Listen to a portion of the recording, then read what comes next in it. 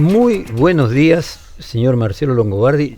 Yo no sé si estás al tanto de que hemos sido noticia en Europa. Sí. Con nombre y apellido publicado en varios. Buen día, Jorge. Muy buen día, Marcelo. Así que bueno, me parecía que es un tema interesante para tratar, que hay la verdad detrás de la hipnocracia, que a mi juicio refuerza más aún la tesis del libro. Si te parece, compartimos un poquito con la audiencia, aquella que a lo mejor no escuchó nuestro pase cuando lo citamos. Finalmente se reveló que este filósofo hongkonés Hai-Wei Xun, supuesto autor del libro Hipnocracia, resultó ser una invención del ensayista italiano, un gran filósofo importante de los nuevos en Italia, Andrea Colamedici, que dicho sea de paso, conseguimos entrevistarlo este jueves para darlo en el diario Perfil el próximo domingo, que fue quien creó este personaje junto con inteligencia artificial, pero él, obviamente, porque él es un filósofo, ya tiene publicado una decena de libros, este filósofo italiano Colamedici. Una investigación periodística del Expresso, que sería como la revista Noticias de allá de Italia, reveló que Jung no existe, pero que se había violado el reglamento europeo de la inteligencia artificial en la editorial del libro, que exige transparencia en los contenidos. La editorial se llama Tlon, casualmente es dirigida por Colamedici, y El País, por ejemplo, que fue donde vos habías leído aquel artículo que decía que podía ser el libro del año, se disculpó. Yo creo que en realidad, a pesar del engaño, el contenido de Hipnocracia, que analiza nuevas formas de manipulación mediática y política y lo coloca a Trump y a Musk como símbolos de esta sociedad adormecida, que generó un amplio debate intelectual, es porque la tesis es muy buena. O sea, el libro allí se desarrolla, ¿te acordás? Vamos a compartir también con nuestra audiencia, que a lo mejor no vio aquel pase, un sistema en el que el poder ya no opera a través de la fuerza de la persuasión, de la fuerza o de la persuasión racional, sino a través de la manipulación directa de los estados de conciencia. Y Trump no convence, induce, no manda, encanta. Esta era más o menos la tesis, y como ejemplo colocaba todas las técnicas de Estados Unidos. Hay hoy publicado en perfil.com un artículo de un gran amigo mío que fue el presidente de la FIPP, la Federation of International Press, Periodical Press, o sea, la Federación Internacional de Prensa Periódica. Es un italiano, se llama Fabrizio D'Angelo, fue CEO de Burda, CEO de Mondadori, o sea, estamos hablando de alguien de escala europea muy importante, que él explica, en el mismo sentido que Hipnocracia, cómo líderes como Trump o más sobrecargan emocionalmente las mentes de las personas con miedo y odio para manipularlos. Técnicamente, el procedimiento, dice en esta nota de Perfil hoy a la mañana, tener miedo. Las personas sienten temor ante un mundo incierto y en crisis. Ese miedo las desestabiliza y las desconecta de su capacidad crítica, que es el disparador inicial para la hipnosis colectiva. O sea, el miedo predispone a las personas a poder ser hipnotizadas, no responsabilizarse en la búsqueda de una solución creativa. En lugar de enfrentar el miedo con creatividad o conciencia, muchos optan por evadir esa responsabilidad, renunciar a su rol de autores de su propio futuro, y le confían a alguien la solución, que sería dejarse hipnotizar. Este vacío lo llenarían líderes autoritarios como Trump, que sobrecargan a las personas con una cantidad de información que finalmente quedan en estado hipnótico. Tenemos un pedacito del libro, del autor del libro, de este filósofo Colamedici, que me gustaría compartir con vos. Hicimos una selección de 2 minutos y lo traducimos al español. Dale, lo colocamos. ¿No pareces un prominente filósofo de Hong Kong, o sí? No lo soy. Soy André. Soy un filósofo y editor italiano. Enseño pensamiento con prompts y conozco un poco de este libro porque soy parte de un colectivo que se llama Hanu. Es un colectivo de inteligencias humanas y artificiales. Hipnocracia es un libro sobre un nuevo régimen que opera directamente sobre la conciencia. Hipnocracia no es solo un libro sobre un nuevo régimen, también es un experimento filosófico de metanarración.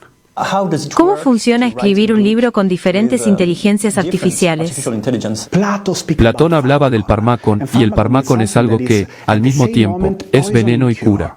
En este momento tenemos inteligencia artificial, y la inteligencia artificial es un parmácon. algo que podría destruirnos no solo por fuera, sino también por dentro. ¿Por qué tengo que dibujar algo? ¿Por qué tengo que escribir algo? ¿Por qué tengo que hacer algo si una máquina puede hacerlo mucho mejor que yo? Si planteo el problema de esta manera, no hay salida.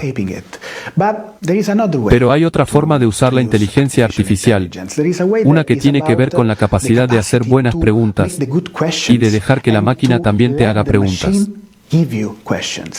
Es la capacidad de usar la inteligencia artificial como un espejo en el que puedes mirarte,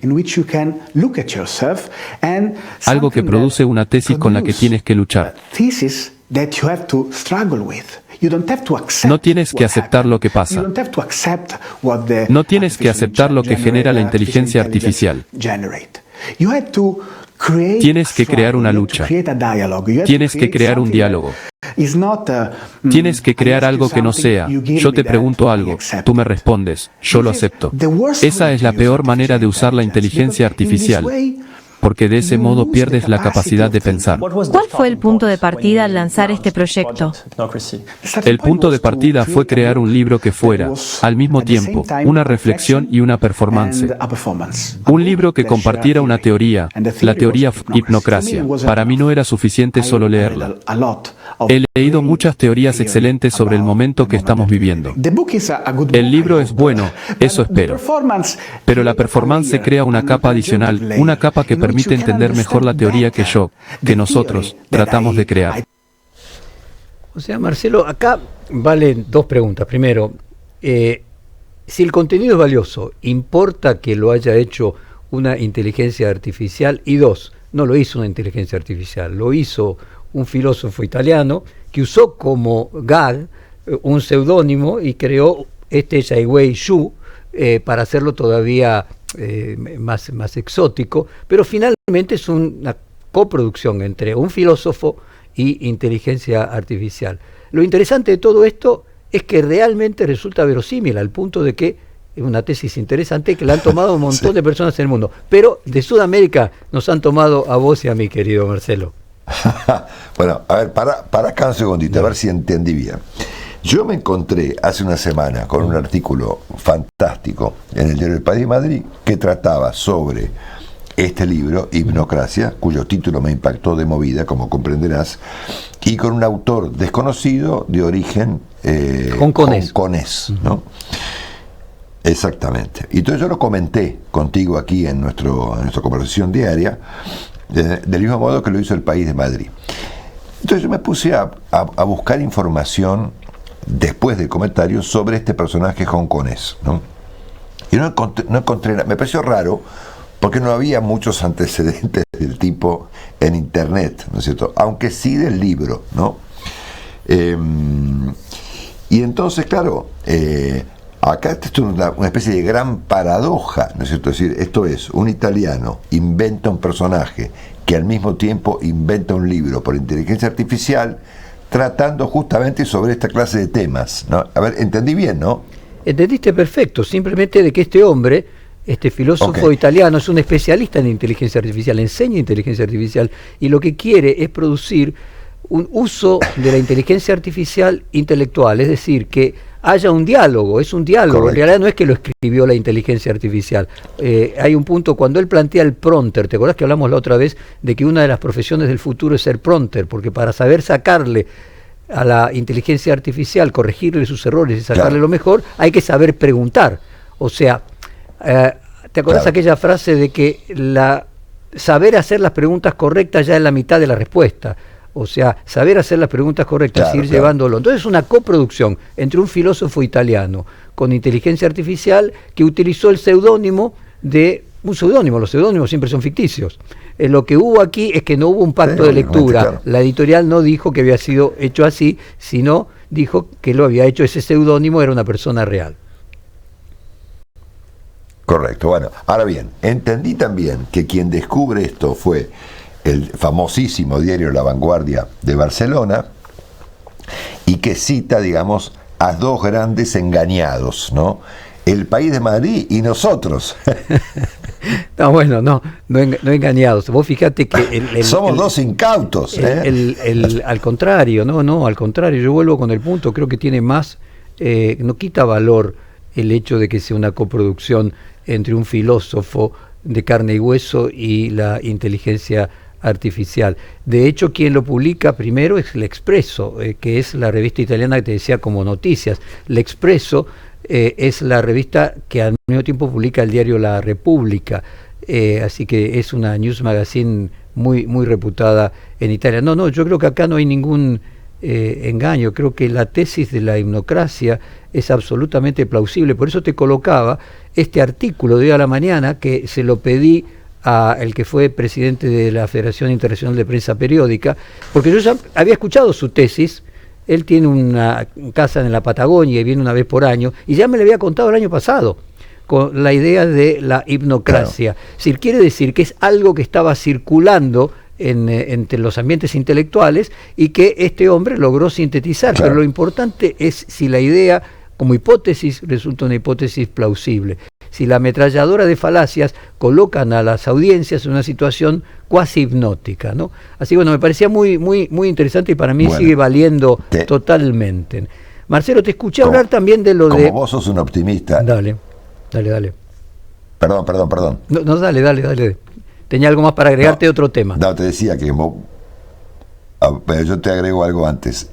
Como vos sos un optimista y yo soy un trágico, te cuento que este fin de semana encontré el sábado en Le Monde un artículo sobre un libro extraordinario, sobre el cual sospecho ahora si es cierto o no es cierto, de un tipo que se llama Steven Forti, que es un italiano que enseña en Barcelona, planteando algo que venimos hablando hace muchísimo tiempo en muchos ambientes periodísticos y demás, respecto del papel del declive de las democracias en el mundo, ¿no?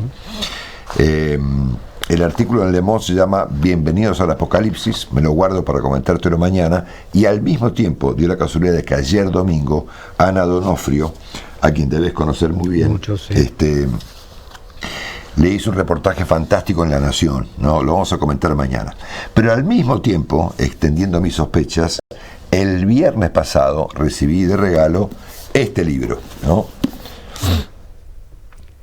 Veo. Sobre el cual tengo ahora unas tremendas sospechas, ¿no es cierto?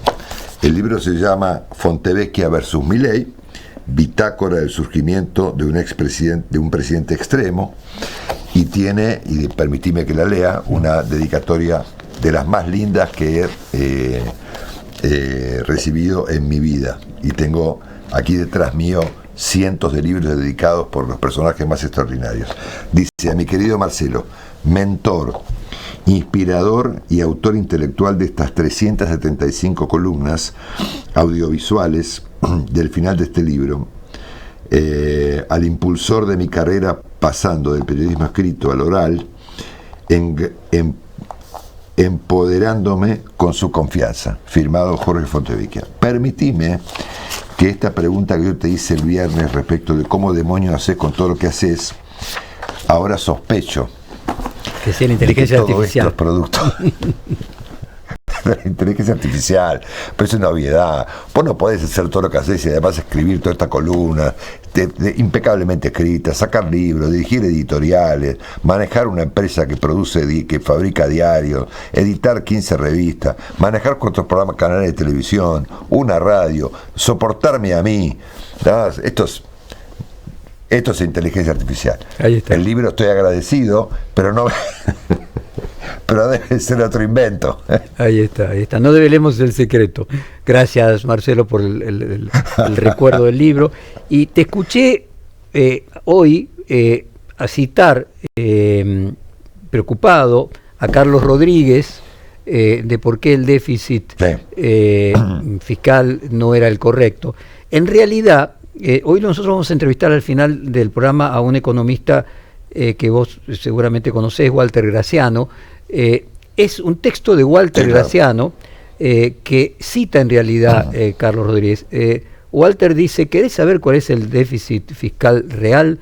Fíjate, supone equilibrio de caja del tesoro, o sea, equilibrio operativo. Debemos andar por ahí, tomá la deuda en pesos del Tesoro, solo la de pesos, unos 200 billones de pesos. Tomá una tasa de remuneración promedio de 2.7 mensual. Los intereses mensuales a pagar son 5,4 billones de pesos al mes. A un dólar de 1.300 equivale a 4.154 millones de dólares al mes. Entonces 49.800 millones de dólares, casi 50.000 millones de dólares anuales de intereses por los bonos en pesos del Tesoro, que no se registran.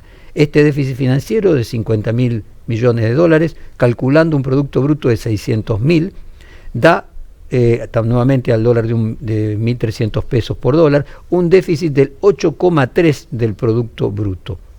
Esta es la cruel verdad. O sea, lo que está diciendo Carlos Rodríguez se refiere a un texto de Walter Graziano que el propio Carlos Rodríguez cita en un tuit, dice, muy bueno, clarísimo, Graziano, agrego, si ajustamos por inflación, y sigue allí, ¿no? O sea, acá hay un tema respecto de los intereses de la deuda que genera el propio la propia deuda del Tesoro y cómo esto se registra. Es un tema complejo, pero lo vamos a tener a Graziano hoy 11:30 aquí, y vamos a tratar de seguir avanzando con las turbulencias propias de la Argentina que se agregan a las turbulencias mundiales. Yo comparto con vos, estamos viviendo un momento desde el punto de vista de la economía y las finanzas mundiales realmente no solamente preocupante, sino totalmente extraordinario, que no sabemos en qué va a desembocar. Y te escuchaba decir, si empieza mal, termina mal, ¿no? Tengo el mismo temor que vos, querido Marcelo. Sin duda. Exactamente.